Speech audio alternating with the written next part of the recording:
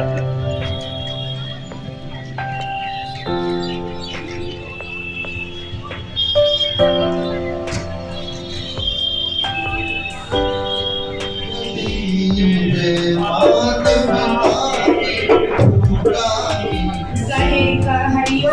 कबीराय जो इनकी सेवा करे।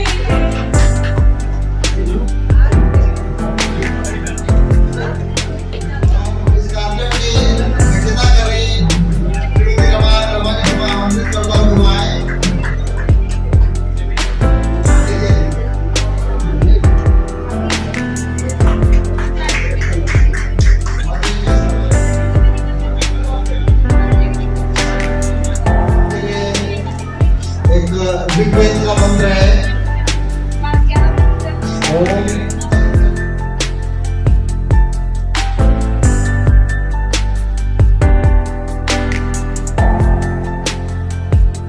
प्रख्यात लेखक व साहित्यकार पंडित हरिओम शर्मा जी की 19वीं पुस्तक का विमोचन आज किया गया है। इस पुस्तक का नाम है कविताएं कामयाबी की। यह काव्य रचना है। इस पर बात करने के लिए हमारे साथ खुद पंडित हरिओम शर्मा जी उपस्थित हैं। उनसे बात करेंगे, उनकी इस पुस्तक के विषय में जानेंगे। सर, कविताएं कामयाबी की क्या है, क्या दर्शाने की कोशिश की है आपने इस पुस्तक के माध्यम से? देखिए, कविताएं तो बहुत हैं, कवि बहुत हैं, लेकिन ऐसे ऐसे कविताएं पढ़ रहे हैं मंच पर कि मुझे शर्म आती है।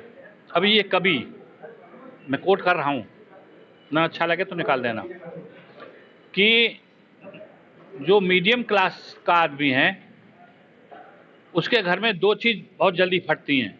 दूसरे नंबर पर दूध है। अब पहला क्या है वो आप समझ रहे हैं।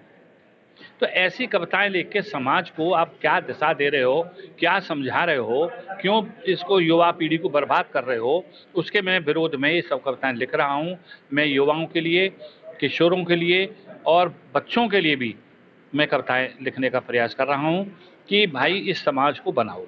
मेरी हर एक कविता, इसलिए मैंने नाम रखा है कि कविताएं कामयाबी की। कविताएं पढ़िए और कामयाबी के मुकाम पर पहुँचिए। उसी ये संदेश मेरी हर कविता में है कि जैसे वक्त बर्बाद करने वाले, तू ध्यान रख इतना, वक्त को आज तक कोई नहीं कर पाया बर्बाद, तो तू क्या कर पाएगा। अरे वक्त ही तुझको बर्बाद कर देगा। सपने सच करने हैं तो जग जाइए। लोग क्या करते हैं, सपने देखते हैं और फिर छोड़ देते हैं सपनों को, दिन उसके लिए कोई काम नहीं करते। तो अगर सपने सच करने हैं तो जग जाइए और काम पे जुट जाइए, तब तो आप सपने सच करेंगे, वरना सपने आपके सपने ही रह जाएंगे। उस तरह की मेरी कविताएं हैं। माता पिता को मैं सर्वोच्चता प्रदान करता हूं अपनी कविताओं के माध्यम से कि माता पिता ही भगवान है, माँ ही सब कुछ है, पिता ही सब कुछ है।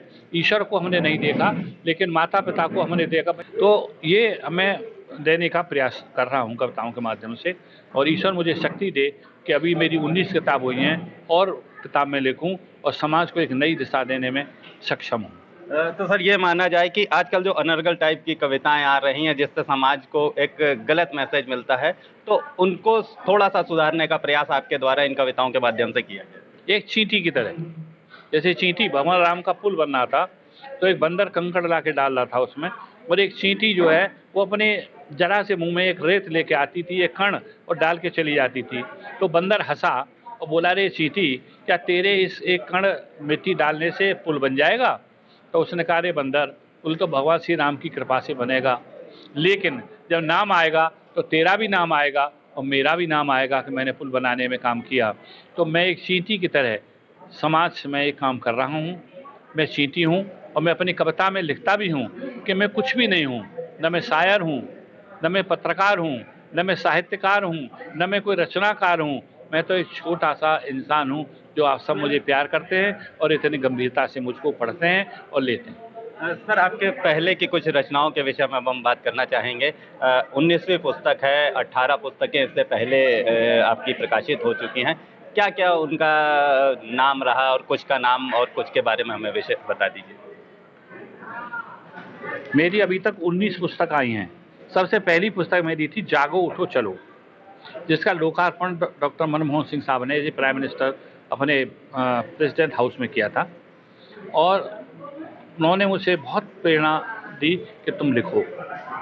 उसके बाद फिर मैंने लिखी जड़ जमीन जहान, कि जड़ में लोग पानी नहीं दे रहे, जहान में पहुंचने का सपना देख रहे हैं, यानी कि माता पिता की सेवा नहीं कर रहे हैं और सोच रहे हैं हमारे बच्चे महान बन जाएं। वो नहीं बन सकते। जड़ को सींचिए, जड़ है माता पिता, उनको अपने साथ रखिए। तीसरी मेरी पुस्तक आई, अपना रास्ता खुद बनाइए। मैं युवाओं से प्रेरणा देता हूँ कि अपना रास्ता आप खुद बनाइए, किसी के रास्ते पर, क्योंकि शेर जो है, लीक लीक चींटी चले और लीक ही चले कपूत, और लीक छांटती नहीं चले सायर सिंह सपूत। सपूत भी नया रास्ता बनाता है, शेर भी नया रास्ता बनाता है, और लीक लीक पर तो चींटी चलती है। तो भाई चींटी पे के लीक तक पे न चलो, लीक को तोड़ो, लीक को हटाओ और अपना रास्ता आप खुद बनाओ।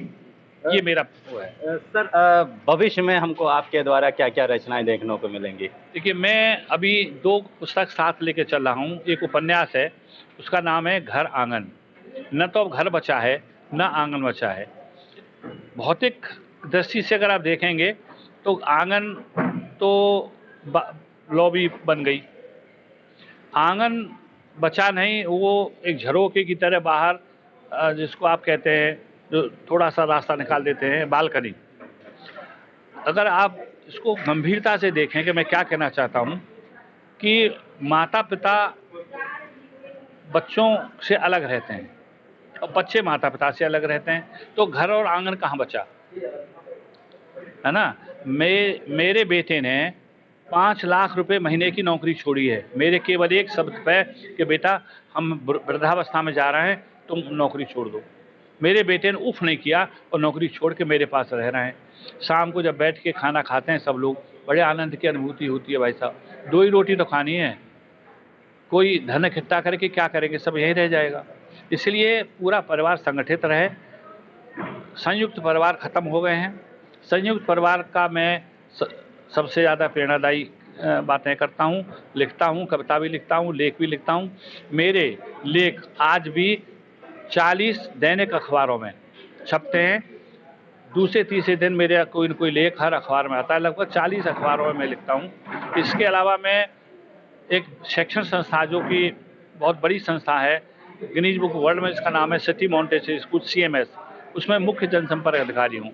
इतनी व्यस्तता के बाद भी मैं रात को अवश्य बैठ के लिखता हूँ, 2 बजे से 4 बजे तक मेरा नियम है ये। मैं 2 बजे 3 बजे जब भी मेरी आँख खुलती है, मैं लिखना शुरू कर देता हूँ। सर, आपके कई रूप हमको देखने को मिलते हैं। आप एक बड़े स्कूल के जनसंपर्क अधिकारी हैं, जॉब है वो आपकी। इसके अलावा आप एक लेखक हैं, साहित्यकार हैं, कथाकार हैं आप। तो इन सब रूपों में कैसे अपने आप को एडजस्ट करते हैं आप? देखिए, मेरा अगर आप पूर्व का जीवन देखें तो बहुत कष्टपूर्ण रहा है। घर में संपन्नता थी, लेकिन मेरी उपेक्षा हुई, बहुत उपेक्षा हुई, घनघोर उपेक्षा हुई। तो ये मुझे सुनने को मिला कि तुम तो कुछ कर ही नहीं पाओगे।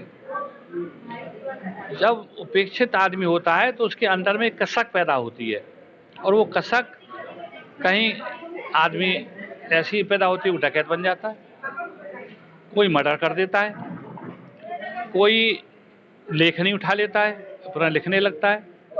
तो उधर पूर्ति के लिए तो मैंने CMS ज्वाइन किया, क्योंकि लेखन में तो कुछ है नहीं, समाज को सुधारने का जो आप व्रत कर रहे हैं वो खर्चा ही है। तो उसके लिए इनकम कहाँ से आएगी? वो सिटी मॉन्टेसरी स्कूल में मुझे अच्छा सैलरी मिलती है, गाड़ी है, सब सुविधाएं हैं।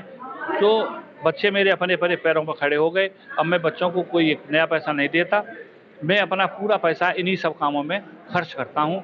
और मैं भगवान से प्रार्थना करता हूँ कि हे ईश्वर, मैं चींटी की तरह कुछ समाज के लिए कर सकूँ तो बड़ा अच्छा रहेगा। सर, हमारे चैनल के माध्यम से समाज के युवाओं और समाज के लोगों को क्या संदेश देना चाहेंगे? मैं युवाओं को और बाकी सबको केवल एक संदेश देना चाहूँगा कि वो अपने माता पिता की पूजा करें। आपने देखा होगा कि मेरा हर कार्यक्रम माता पिता की आरती से शुरू होता है। मेरे घर में जहाँ लोग कहते हैं कि साहब वो उसके हिसाब से घर में मृत आत्माओं की तस्वीर नहीं रखनी चाहिए, मेरे आप घर आइए, मंदिर में ले चलूँगा, सबसे पहले मेरी माता पिता की तस्वीर आपको दिखाई देगी। तो माता पिता भगवान हैं। हमने भगवान को नहीं देखा, लेकिन माता पिता को देखा। इसलिए माता पिता की पूजा करिए और उनकी आदेशों का पालन करिए, उनका खूब सम्मान करिए और उनकी सेवा करिए। आज का समाज सेवा नहीं कर रहे हैं। बहुत से आप पढ़ते हैं कि वो वृद्धाश्रम में हैं। अच्छा, वृद्धाश्रम, एक आश्चर्य की बात मैं आपको और बता दूं, वृद्धाश्रम में किसी गरीब के माता पिता नहीं है, अमीर के, एक से एक बड़े अधिकारी के माता पिता कहाँ हैं? वृद्धाश्रम में। कुत्ते उनके घर में पल रहे हैं, 1-1 लाख के, 50-50 हज़ार के, 2-2 लाख के कुत्ते, 5-5 लाख के कुत्ते, उन पे सैकड़ों रुपया रोज का खर्चा हो रहा है, लेकिन माँ बाप के लिए 2 रोटी नहीं है। ये समाज की आज एक ऐसी विडंबना है कि उसका हम जितना इस पर बात करें उतनी कम होगी। धन्यवाद सर। Thank you. ये थे हमारे साथ प्रख्यात लेखक एवं साहित्यकार पंडित हरिओम शर्मा जी, जिन्होंने अपनी पुस्तक के विषय में हमसे बात करी और उसके विषय में यह बताया कि ये कविताएं ऐसी हैं जो युवाओं को और समाज के लोगों को प्रेरणा देंगी कामयाबी के लिए। इसके साथ साथ इन्होंने और जो पुस्तकें लिखी हैं उस पर भी हमसे बात करी और समाज को एक संदेश देते हुए इन्होंने कहा कि आज बड़े अधिकारियों के, बड़े प्रोफेशनल्स के माता पिता वृद्धाश्रम में रह रहे हैं, किसी गरीब के माता पिता कभी वृद्धाश्रम में नहीं रहते हैं। तो समाज को इस तरह के सुधार की आवश्यकता है कि सभी लोग अपने माता पिता का सम्मान करें और उनकी हर बात को मानें। वीडियो जर्नलिस्ट अखिलेश सिंह के साथ संतोष कुमार, भूमि टीवी, लखनऊ।